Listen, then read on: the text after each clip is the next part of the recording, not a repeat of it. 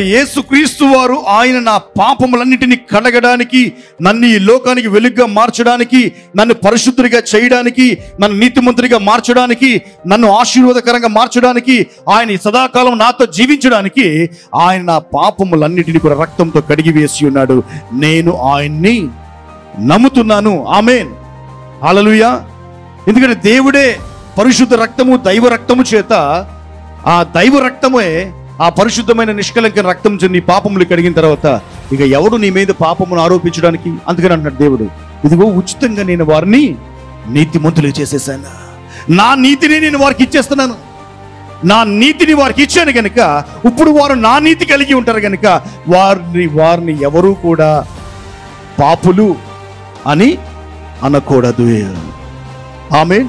ఎవరు నువ్వు చెప్పండి. నేను నీతిమంతుడును, నేను పరిశుద్ధుడును, ఈ లోకానికి వెలిగి ఉన్నవాడును, దేవుణ్ణి కలిగి ఉన్నవాడును, ఆశీర్వదించబడిన వాడును. ఆమేన్, హల్లెలూయా.